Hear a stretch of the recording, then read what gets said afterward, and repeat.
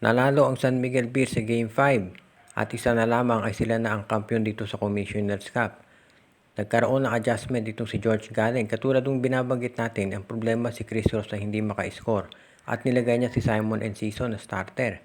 At nag-deliver itong si Enciso, naka 5 3-point shots at importante si Jericho Cruz, naka 30 points at may 8 3-point shots na nagawa.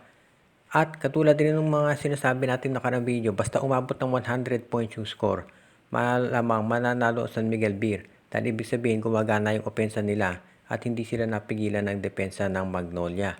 At ganoon na nga nangyari dito. First quarter lumabang ang San Miguel Beer at nakahabol naman ng Magnolia, pero nung bandang huli nanaig pa rin yung outside scoring nitong SMP. Itong si Benny Boatwright hindi pa rin masyadong effective. Maganda talaga depensa ni Tyler Bay. Pero kung nakiklik naman yung scoring ng ibang players ng San Miguel Beer, pati itong si Trojano naka-score din, ay hindi na magiging problema kahit mababa ang output nitong si Benny Boatwright. Sa ngayon, ang San Miguel Beer kailangan tapusin na nila yung serye dito sa Game 6 dahil kitang-kita na hindi 100% si Junmar Fajardo. Sinabi actually ng mga doktor nila na hindi dapat maglaro si Junmar, pero pinili pa rin nito at nakakontribute naman. Sa panig ng Magnolia, obviously ang naging problema dito, unang-una yung depensa nila. Nakafocus masyado kay Boatwright at kay Junmar, napabayaan na itong sila Enciso at si Jericho Cruz. Pangalawa, si Mark Barroca 4 points na nga na-score. Kinakailangan sa susunod na laro ay mas maganda ipapakita ni Barroca para makabawi itong Magnolia. Must win na syempre obviously ang Game 6 para sa Magnolia para ma-extend nila to sa Game 7. So abangan natin kung ano magiging adjustment ni Coach Chito Victolero. Sa ngayon ang San Miguel Beer, napakalaking bagay yung pagbabalik nitong si Simon Enciso at kinakailangan mag-click din yung outside scoring nila ulit para matapos na nila ang serye. Ayon dito sa mga lumalabas na reports ngayon, isa raw power forward ay hindi masaya sa kanyang laro ngayon o sa kanyang role dito sa isang popular na koponan dahil kulang siya sa playing time. At base doon sa mga clues na binibigay, ang tinutukoy dito ay si Sidney Onwubere na naglalaro ngayon sa Barangay Ginebra. Ilang beses na nating naibalita na itong si Onwubere ay dapat na siguro mag-request ng trade dahil nasasayang lang yung talent niya dito sa Ginebra. Ito si Onwubere, para to sa hindi nakakaalala, ay naglalaro dati sa Global Port na ngayon ay Northport Batang Pier. Ang ganda ng ipinapakita ni Onwubere para dito kay Coach Pido Harencio at sa sobrang ganda nga ng laro niya ay siya ang naging starting power forward at napunta doon sa bench si Sean Anthony. Pero ang nangyari, itong si Onwubere ay tinrade sa Barangay Ginebra kapalit ni Art de la Cruz na palaging nai-injure. Marami nagulat bakit yan ginawa ng Northport, nalugi sila doon. Ang nangyari naman, ito si Onwubere, hindi rin naman ginamit ni Coach Timco, naburo lang doon sa bench dahil nakuha nila itong si Jamie Malonzo. At alam natin si Coach Timco, maikli lang ang rotation. So ito si Onwubere, nasasayang yung talent doon at syempre hindi natin ba sisisi yung player kung bakit hindi siya masaya ngayon dito sa Barangay Ginebra. Dahil dati mukhang maganda na ang takbo ng karera niya nung siya ay nandun sa Northport Batang Pier. So wag na tayong magulat kung ito si Onwubere ay mag-request na ng trade mula sa Barangay Ginebra. Kahit sabihin natin na popular na koponan yan at nanalo ng kampyonato, ang gusto ni Onwubere ay mabigyan siya ng tsansa na maglaro. Well, kung gusto ni Onwubere ng playing time, malamang sa Northport dapat siya ibalik o di kaya naman dito sa Terra Firma, Blackwater, Phoenix, Converge, Rain or Shine. Maraming teams na pwedeng pagdalhan dito kay Onwubere na mabibigyan siya ng minuto. Pag lamang dito sa Ginebra and obviously sa SMB at Magnolia dahil loaded na ang mga nabanggit na koponan. So tignan natin kung papayag ang Ginebra sa trade request na to. Ayon dito sa balitang lumalabas ngayon, may posibilidad na baka itong si Aldin Ayo ay mapalitan na. At hindi pa natin natitiyak ngayon kung ito ay ngayong konferensya ay huli na niya o hindi. Pero mukhang under close watch na ito mula dito sa Converge Fiber Xers. Kung inyong matatandaan, ito si Aldin Ayo kinuha para ipalit dito kay Jeffrey Carriazo. Okay naman naging performance actually ni Jeffrey ayon din sa mga insiders. Pero mukhang gusto ng Converge ay mas maganda pa ang ipakita. Pero so far ito si Aldin Ayo medyo nag-i-struggle. At sa tingin ng karamihan, medyo questionable yung mga ginagawang trades ni Coach Ayo.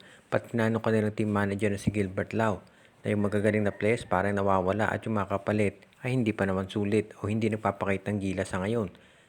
Medyo maaga pa siguro dahil alam natin may kontrata pa yan si Aldin Ayo at wala pang matunog na pangalan na papalit. Pero Kung sakali nga na maisipan nilang palitan na, ito si Alden Ayo, hindi na yun nakagulat dahil medyo hindi maganda talaga ang nilalaro ng Converge lately. At ang sabi nga ng iba, parang nagtatangke ito para makuha si Justin Baltasar. Tignan na lang natin kung ano mangyayari dito. Pero kung sakasakali nga na itong di umano ay pagtatank ng Converge ay hindi pa rin nila makuha si Baltasar, baka yan na talaga ang maging dahilan para siya ay mapalitan.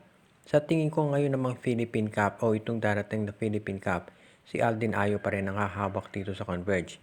Pero kung hindi pa rin sila makapasok dito sa playoffs, huwag na tayong magtaka kung mapalitan nga ito. Sa ngayon, marami namang pwedeng ibang kunin ng Converge. Pero syempre nakafocus sila muna dito sa darating na draft. Kung siguro makuha si Baltasar, baka bigyan pa ng pagkakataon dito si Alden Ayo. Pero kung hindi nila makuha at hindi maging maganda laro nila dito sa Philippine Cup, huwag na tayong magtaka kung ang nabanggit na coach ay mapalitan na. Ang tanong na lamang ay kung sinong gagawing kapalit at sino ang ilalagay dyan para i-handle ang koponan. Patuloy ang negosasyon nitong TNT, Rain or Shine at Index pagdating dito sa trade para kay Rain ng Batak. At ngayon baka lumawak yung trade na yan at may masama pang mga ibang players. As it is, ito raw si Jojo Lastimosa ay in constant communication dito sa Rain or Shine. At ang Rain or Shine naman open na i-trade itong si Rain ng Batak. Baka anytime this week o susunod na linggo ay magsimula na ang pag-trade o baka makonsummate na to at madala na sa PBA office. Sa ngayon, masasabi natin na itong TNT ay determinado talaga na palakasin na yung kanilang lineup para naman sa susunod na konferensya ay hindi na sila magkaroon ng problema sa injury. Alam natin yan ang naging weakness ng TNT dito sa nakarang Commissioner's Cup. Ang dami nilang local players na na-injure, pati ito si Ronde Hollis Jefferson. Kaya hindi na nakapagtataka na bumagsak yung performance nila. Kaya naman gusto nilang makuha talaga ito si Ray ng Batak. Hindi pa rin maliwanag kung itong NLEX ay masasama doon sa trade. Ang original na usapan nga kasi Rain or Shine at TNT ang magte-trade. Pero bukang itong NLEX baka masama rin dyan dahil parang medyo nagdadalawang isip ang TNT kung kukunin din nila si Robert Bolick o hindi. Medyo pumapalag ang NLEX, ayaw para pakawalan si Bolick dahil nga injured pa itong si Kevin Alas. Pero sa ngayon masasabi natin, of course, alam natin na ang MVP group, talagang ang flagship team dyan ay TNT Tropa. So eventually yan si Bolick at itong si Brandon Ganuelas Roster mapupunta yan dito sa TNT. Pero sa ngayon mukhang gusto pa ni Coach Frankie Lim na wag munang i-transfer ito si Bolick habang wala pa silang ibang point guard. So magsisettle muna ang koponan ni Coach Chot Reyes para dito kay Ray ng Batak. Samantala naman ang Rain or Shine mukhang kontento na makakuha ng isang first round pick mula dito sa TNT para sa susunod na draft. Meron ng sariling first round pick itong ROS at kung makakakuha po sila ay maganda syempre yan. At alam naman natin, ang Rain or Shine naka-jackpot nung huling draft dahil nakuha nila si Kit Datu at Luis Villegas.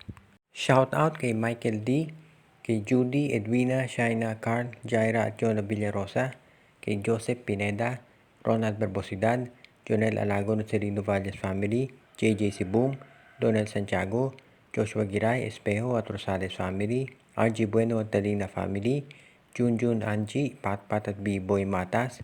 Pinabati din natin si John Cantos, Jason Mendoza, Edwin Carmona Jr., Ireneo Salangsang, Dionisio Mercado, OG Len Gio, Gia Santillana Tagle family, Rico Olarte, si Jonald Malyari, Romeo Conchada at ang iba pa nating taga-subaybay.